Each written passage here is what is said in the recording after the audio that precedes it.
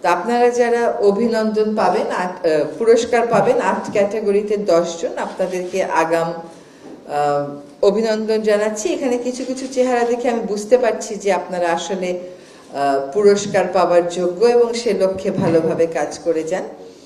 ঢাকা উত্তর city corporation বেশ কিছু কাজ করেছে যেগুলো ভালো। যেমন গত পরশুই দেখলাম যে আনোয়ারা উদ্যানের দখলটা মেট্রো রেল কর্তৃপক্ষ তাদের কাছে বুঝিয়ে দিয়েছে। আমি জানি না সকল স্থাপনা ওখান থেকে অপসারণ করা হয়েছে কিনা।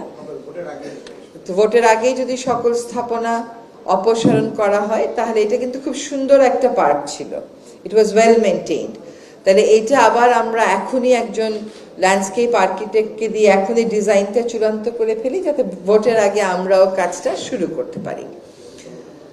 এজাজের উদ্যোগে বেশ কিছু জলাশয় তাদের প্রবাহ ফিরে পেয়েছে। আশা করি পরবর্তী সরকার এই কাজগুলোর ধারাবাহিকতা রাখবে। এবং এই প্রবাহ ফিরে পাওয়ার কারণে যেটা হয়েছে তা হলো যে আমাদের এইবার ঢাকা মহানগরীতে লম্বা সময়ের জলাবদ্ধতা হয়নি। কোনো কোনো জায়গায় পানি থাকলেও এমনও হয়েছে যে মাঝরাতে একটা হোয়াটসঅ্যাপ গ্রুপ আছে, সেই হোয়াটসঅ্যাপ গ্রুপ থেকে আমরা সিটি কর্পোরেশন, 2 সিটি কর্পোরেশন থেকে লোককে ফিল্ডে পাঠিয়ে ওইটা পরিষ্কার করা হয়েছে। আমি জানি না মাঝরাতে যারা কর্তব্য পালন করেছেন তারা এখানে পুরস্কৃত হচ্ছেন কিনা। তারা সরকারি হলেও তাদের একটা স্বীকৃতির প্রয়োজন, এবার না করলেও পরের বার এটা বিবেচনা করা যেতে পারে।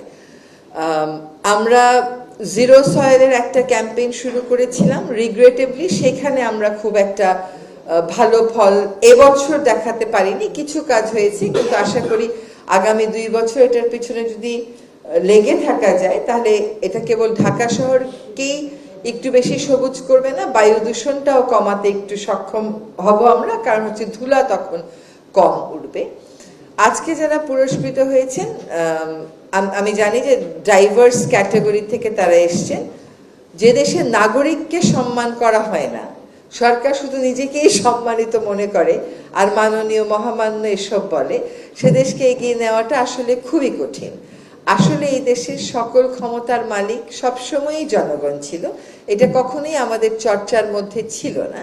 এই যে পুরস্কারগুলো দেয়া, নাগরিকদেরকে একটা স্বীকৃতি দেয়া, এর মাধ্যমে নাগরিকদেরকেও আসলে প্রাতিষ্ঠানিকভাবে ক্ষমতায়িত করা হয়। কাজে এই উদ্যোগটা গ্রহণ করার জন্য আমি এজাজকে ধন্যবাদ জানাচ্ছি। আমি আশা করি অন্যান্য স্থানীয় সরকার কর্পোরেশনগুলো, স্থানীয় সরকার প্রতিষ্ঠানগুলো একটা মডেল ডেভেলপ করবে জনগণের সাথে সবসময় এঙ্গেজ থাকার এবং তাদের কাজগুলোকে স্বীকৃতি দেয়। সব কাজ তো সরকার করতে পারে না, আসলে অনেক কাজ সরকারের করারও উচিত না।